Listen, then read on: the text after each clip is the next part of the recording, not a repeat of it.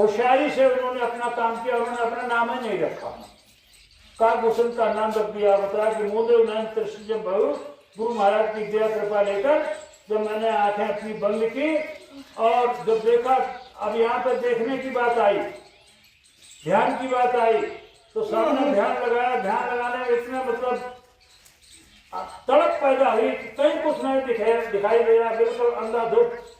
और उस तड़प में इतने व्याकुल हो गए कि अपने शरीर को भूल गए और जीवात्मा के अंदर का पट खुल गया। पुण्य चितवत कौशलपुर गए, कौशलाधीश के पास पहुंच गए। अमोह विलोक राम मुस्काई, हमको देख के भगवान राम मुस्काने लगे। किसलिए मुस्काने लगे? हमने इतने पहरा लगाए, भूत प्रेत बेताल लगाए, रिद्धियां सिद्धियां लगाई, देवी देवता पितर भैया बमाई, 9 करोड़ दुर्गा 10 करोड़ शंभू, इतने आसपास पहरा लगाए, फिर भी जीव मेरे सामने आ गया। अब ये गुरु की दया कृपा से कैसे सामने आ गया? गुरु महाराज ने कहा कि दोनों भावों के मध्य में यहाँ पर जीवात्मा के बैठने का स्थान एक छठा चक्र है। 5 चक्र नीचे हैं, 5 चक्र ऊपर हैं, और जाना आपको ऊपर है तो नीचे की साधना की क्या आवश्यकता? नीचे जो देवी शरीर के अंदर जितने भी रोम रोम में देवता लोग बैठे हैं, आप देखें विषय दयारी झपट जाए कपाटो भारी, हमारे अंदर जो भी ऐसी ऐसी भावना है फौरन का दर्द खुलवा हुआ। तो गुरु महाराज ने ऐसी दया कृपा की, गुरु की बात मीरा ने कहा कि पायो जी मैंने नाम रतन पायो, बस तो अमोलक दई में सतगुरु कृपा करे अपनायो। तो वो कृपा गुरु महाराज की हो गई काकभूषण जी के ऊपर। तो उन्होंने गुरु के बताई और मार्ग सीधी साधना यहाँ से की। नीचे के देवी देवता पितर भूया वाणी सब साधना गुरु महाराज ने नीचे की साधना ही बिल्कुल निखित कर दी कि कलयुग हमारे पास समय बहुत कम है, उम्र हमारी 100 वर्ष के 60, 70, 80 स्वाहा हो जाते हैं, और उसी 60, 70, 80 में हमको अपना काम करना है। तो जब हमको अपना इतनी उम्र कम है तो गुरु महाराज साधना सीधे यहाँ से ऊपर की बताई, नीचे की साधना सब निश्चित कर दी, क्योंकि ये सब काल की शक्तियां हैं। ब्रह्मा विष्णु महेश देवी देवता पितर भूमि, ये सब काल की शक्तियां हैं, और ये काल की शक्तियां आपको हर तरीका की यहाँ सुविधा दी है। आपको धनी मानी बना दें, आपको राष्ट्रपति बना दें, प्रधानमंत्री बना दें, किसी देश को बहुत बड़े देश हो तो आपको उसको आप राष्ट्रपति बनाते हैं, जीत जाए तो वहां पैदा कर दो उसको। तो ऐसे करके वे हम सबको फांसते हैं कि काल ने हमको फांसने के लिए ये सब पहरे लगाए। और दयाल पुरुष ने सीधे यहाँ से साधना बताई, और किसकी साधना सबसे पहले करवाई? उन्हीं भगवान राम की साधना करवाई, जो इस तीनों लोकों के स्वामी हैं। सबसे पहले उनकी साधना करवाई कि जिसके देश में रह रहे अगर उसकी नहीं जाएंगे तो कैसे आगे निकलने का रास्ता देगा, और रास्ता उनके अंदर से ही। तो तो तुरंत गए मुख माई, जैसे जो हंसे तो उन्होंने बताया कि मैं उनके मुख में प्रवेश कर गया। काकभूषण जी ने कहा, किससे कहा? गरुड़ जी से। यहाँ पर संदेश दिया, भक्ति स्वतंत्र सकल स्थानी, और बिन सत्संग में पावक प्राणी। भक्ति स्वतंत्र है, गरीब की अमीर की, छोटे की बड़े की, काले की गोरे की, लूले की लंगड़े की, आदमी की औरत की, लड़के की लड़की, सबकी है। किसी के लिए कोई रोक टोक नहीं, चाहे ऊंची जात का हो चाहे नीची जात का हो। वहां तो कितने तुम पढ़े लिखे हो अनपढ़ हो सब बराबर, और आप तो बैठे हो देखत बराबर। आप बैंक में जाओ या कहीं कोई काम, कहीं किसी काम के लिए जाओ तो वहां के दस्तखत नहीं मांगे हुआ का तो अंदर रहा हो, बस स्क्रीन पे अंदर धर दे, उनने कहा नहीं कौन सही आओ तो आप दूसरों लगाओ, तो अब तो सब अंगूठा टेक करेंगे। तो वहां तो कोई ना पढ़ा लिखा ना कोई गंवार है, वहाँ सब एक से है, और उनके लिए रास्ता वहां का एक है। तो उन्होंने उधर क्या देखते हैं, जब उनके मुख में प्रवेश कर गए तो उधर महावीर अंडर लाया, कोटि ने ब्रह्मांड निकाया, अत विचित्र लोक अनेका रचना अधिक एक से एक। गुरु महाराज कह रहे थे इतने सुंदर सुंदर मंडल वहां बने हुए, वहां सूरज चंद्र तारे गुच्छों की तरह लटके हुए। यहाँ तो कहीं कुछ नहीं, एक सूरज की हम तपिश को नहीं झेल पाते हैं। हमारे अंदर बैठी जीवात्मा, इसमें 16 सूर्यों का प्रकाश, और इसको इतना दबा दिया गया। काल पुरुष ने ऐसी व्यवस्था बनाई कि इतना प्रकाश इतना दबा दिया गया कि हम देख पाओ। तो उधर आगे बता रहे कोटि चतुरानंद योगी सा, अग्नि तो उद्गम रंग रजनीशा, उसी रामायण जो अखंड पाठ कराए 24 घंटा हम खंडित कर दे। रामायण को जानते हैं, रामायण मानते नहीं।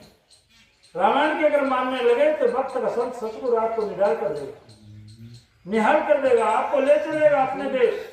गुरु महाराज ने कहा हम आए वही देश से जहां तुम्हारो धाम और तुमको वहीं पहुंचा बनो, एक हमारो काम। काल का काम है, आप यहाँ फंसे रहिए। अगर आप यहाँ से निकल जाएंगे बड़ी मुश्किल से तो उनसे मांगो, तो कभी नहीं कहता कि आप यहाँ से निकल के जाए। इसलिए संसार में तरह तरह की सुविधाएं आप दे रखी और आपके दिमाग में जय है, अरे जय समझो है, जब मेरो हाथ सुना बताइए ना, अरबपति खरबपति हो और स्वास्थ्य की पूंजी खत्म हुई, शरीर जाम हुआ, उन्हें के बिना रहो, यानी बिना धन के हुई है। भले अरब खरब रहो है तब रहो है, अब इनको बचू ना। अब जो भी दूसरे जो बारिश है आप बांट दी, गाँव में बाटा चुकी लड़ाई हो रहा हुआ, एक दूसरे को मर्डर हो गया। हाँ, तो कोई ठिकाना नहीं, तो है कहीं कोई किसी का नहीं। और जो आपके आसपास रहे उनसे आपका लेना देना है, और उस लेना देना के लिए एक दूसरे से प्रेम प्यार से एक दूसरे की सेवा करके अपना लेना देना अदा करो और मालिक के दिए हुए रास्ते पर अपना भजन करो। जब भजन करोगे, और साफ दिया है गोस्वामी जी ने रामायण में, बार मथे व्रत हो और सिकता तेवर तेल, और बिन हरि भजन भव तरह, ये सिद्धांत पे। भले ही पानी के मसले से घी निकल जाए, पानी को मत हो जाए, भले ही घी निकल आवे ज्यादा सच हो सकत, भले ही बालू को प्रेरण से तेल निकल आवे जाची सच हो सकत, और लेकिन बिना भजन के संत महापुरुषों ने जो आपको भजन का रास्ता दिया, बिना भजन कभी भी भक्त से पार होने वाले नहीं। और सिद्धांत बताया, सिद्धांत जो है वो टच से मस नहीं होता, व्यवहार में तो दाएं हाथ निकल जाए। सिद्धांत टच तो भजन तो करना ही पड़ेगा। आपको इस संसार में आके दो काम करने हैं, और जो खुद व्यक्तिगत करने हैं, दूसरा कोई नहीं करेगा। शरीर अच्छा के लिए भोजन ही आपको ही करना पड़ेगा, हमको आपको शरीर अच्छा के लिए भोजन करना पड़ेगा, चाहे अस्पताल के बेड पर और नदी से पहुंचाओगे, लेकिन जब हम खाएं तो वही हमारे शरीर लगे, पहले नहीं लगे।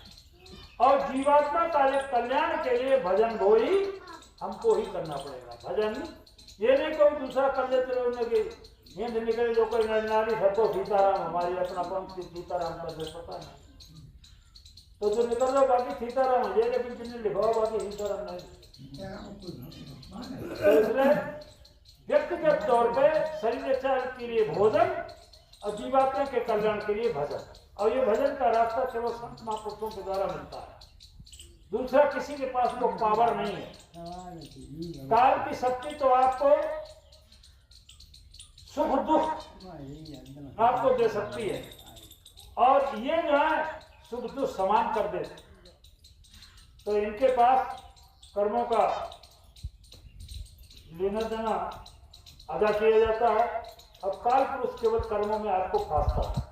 आपने अच्छा किया अच्छा भोगो, बुरा किया बुरा भोगो, वहां भोगना ही भोगना है, बचने वाले नहीं।